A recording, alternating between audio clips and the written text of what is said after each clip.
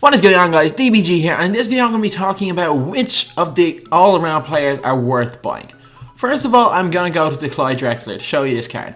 This card is almost identical to the Ruby 97 overall from back in NBA 2K15.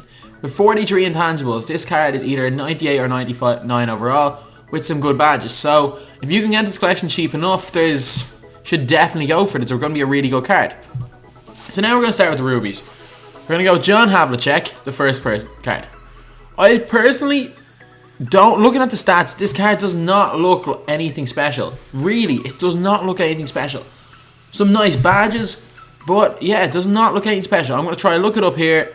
So right now, John Havlicek is probably around 3,000 MT, which is not a bad purchase, especially because you're getting a Ruby with some nice shooting badges. Even though the shooting badges could be better, still hot everywhere inside the 3-point line. If you want to pick it up, you're not going to make much of a loss if it ends up being a bad card, so definitely I'd say buy it just to try it out. If you like his release, it's going to be a good card to use. Next, we have got Chris Webber, who, stats-wise, is a good enough card. It's quick, 81 open shot 3, good rebounding, not too bad on defense, like solid, really solid. The one thing that sets it apart from the rest is 17 gold badges. 17 gold badges. Yes, 17 gold badges on this card. I'm checking the price right now. I assume that this card is going to be about 5 to 6k right now. But judging by its stats, I would definitely pay that 5 to 6k. So I'm trying to see what the cheapest one on the market is. There's actually ones for 5,000 MT. For 17 gold badges. 5,000 MT. You buy it. Buy this card. Without doubt, you should buy this card. Next up, we have got Chris Bosh, who actually, looking at this, Chris Bosh, if you look at the diamond, apart from rebounding and a couple of stats like post fadeaway, a little bit on the mid-range shot, these cards are almost identical. Obviously, the diamond one is way better, but this card right here, looking at it, is almost the same as price Chris Webber, even less than 5,000 MT this card. So the closer I get to the 4-hour mark, the cheaper it's getting, but this card is less than 5k MT right now. 80 open shot 3, really nice release, and it's 5k. The diamond is going to cost about 120k, and I've seen people torch me with that card. So definitely a player that you should definitely at least try out. If you don't like it, sell it back. It's going to be no loss. Next up, we have got Jalen Rose. This is actually a really nice card. A really nice card. The badges are not exceptional though, and it still is about 25k. Which, for an Amethyst, you might think, oh, it's really good, but there are better cards than this for 25k. This card is like a 6'8" point guard. Really, it is like a 6'8" point guard. But if you actually compare it to his Emerald, who I've seen up for 900 coins at times. So you look at Jalen Rose's Emerald card, and really, like, obviously the Amethyst one is way better. But this card's most effective as a big point guard. And in the stats, like, playmaking, it's a little bit better. Draw foul, a little bit better. Shooting, a little bit better. But the big stat differences are, like, offensive consistency and shot IQ, which don't make that much of a difference. While it's way better, like, there's no doubting it's way better, it's just not worth 10 times as much. So, if this card goes into 15k, pick it up, but right now, I'm going to have to give it a pass. Next up, we've got the card that's probably going to be the second cheapest Amethyst in the game in a few days, and it's Antonio Mcdyess. This card, from looking at the stats, is just a worse version of Chris Webber. It looks to be a worse version of Chris Webber. Obviously, 95 post hook, 90 post fadeaway make it going to make it extremely effective. But it's not too fast, 70 speed, 39 speed with Bosh, not going to be able to push the floor. 6'9", so it's really going to struggle on the boards, even though only a 69 block, so it's not going to get blocks. It's going to struggle on rebounds. So really, this card, I'd give it a pass. Definitely give it a pass. Next up, we've got a card that people are going to be excited for, and it's Joe Johnson. Like, this card, basically in one half of the floor, it's all red. Like, all hot zones. But in my opinion, I've used Joe Johnson's gold card this year. I don't like his card's release. So for me personally, straight away I'm giving this a pass. I'm not even going to try out this card. But stats wise, like, if you look at these stats, it's going to be exceptional. At 35k, if it plays with stats, it's still not too, it's going to be okay. But the thing is, for cheaper than this, there are better shooters who are faster, who play better defense, who essentially do everything better and have nicer releases. So I cannot recommend this card. It's a card that a lot of people may love, but I just can't recommend it. From my experience with Joe Johnson and the fact that it looks like there's going to be better players with similar stats, and it only has 7 total badges, which is not good. Next we've got a card that's definitely overpriced, and it's Larry Bird. Yes, Bird is great.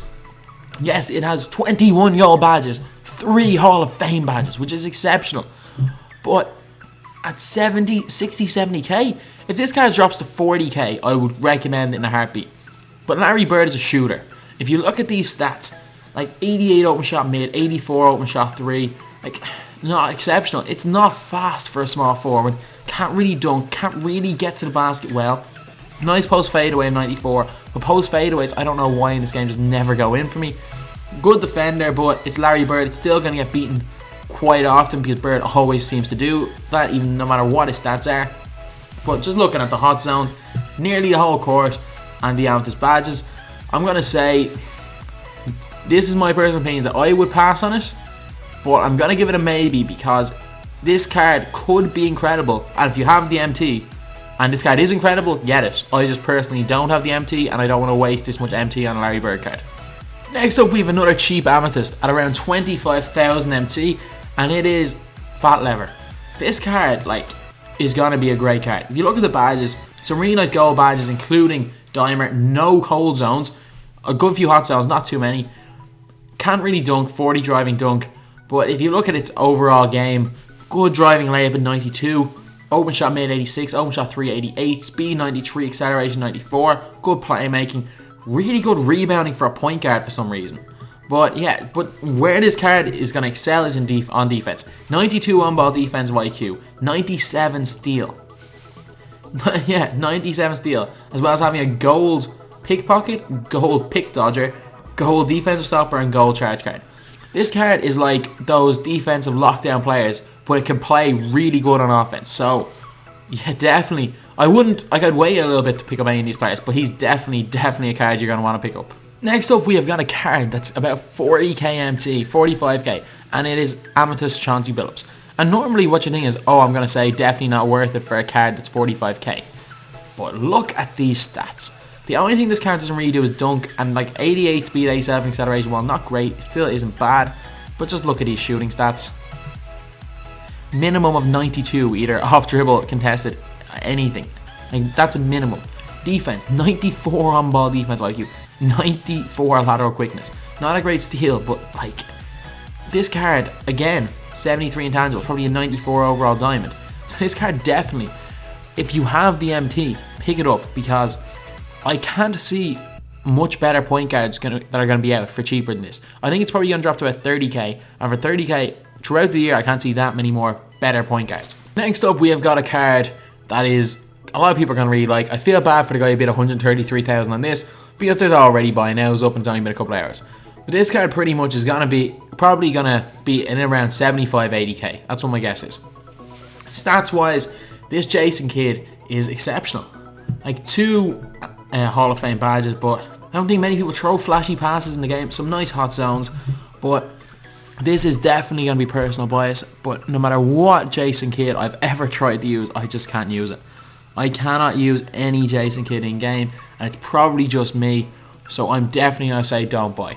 Again, this is just personal preference. You could love Jason Kidd, and if you do love Jason Kidd, look at these stats. 94 on ball defense, 94 speed, 95 acceleration, really good shooting stats. 60 intangibles, meaning that this card is probably a 97 or 98 overall. Speed with ball, 95. Passing IQ, 97. Like, this card is stats wise incredible. I just hate using Jason Kidd, so I'm going to say no, but if you want to try him out, watch some other reviews, he might be a god. Next up, we've got a card that's one of the most overpowered cards in the game, and I'm straight away going to say do not buy it, because it is. These cards are so similar. They're so similar.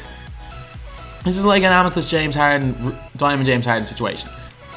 These cards are almost the exact same, and all this card is going to do is push the price of this one way down. This was well over 100k, it's not going to be anymore. So yeah, this card I dodge just because this one is almost as good and it's going to be way cheaper. If it just happens that this card is more expensive than this one, then go and buy 94, because Will is one of the most overpowered centers in the game. And lastly, we've got a card that's probably one of the best cards in the game, and it's Derrick Rose. This Derrick Rose, stats-wise, is incredible. Like, 84 on shot 3, 95 on shot mid, 98 speed, 98 acceleration, 97 driving dunk. Not the best defender, but oh my god, these offensive stats are good. I feel so bad for having to say this, but don't buy it. There are going to be better cards in this Derrick Rose. Even though it's exceptional, there are going to be better cards. And look at the price. 326,000, 325, 2450. Like, no way is there any player that is worth that much. Obviously, he may be the best card in the game right now, but if you wait it out until the playoffs come around, there's going to be, like, insane cards because of the whole intangibles thing. So, as much as it pains me to say it, this card is going to be exceptional, but definitely not worth buying. So anyway, that's the video. Thanks for watching. Please like, comment, and subscribe. With all the things that's going on, I lost track, I felt so strong. I got you on my mind, but something's been done wrong. Sometimes I've been thinking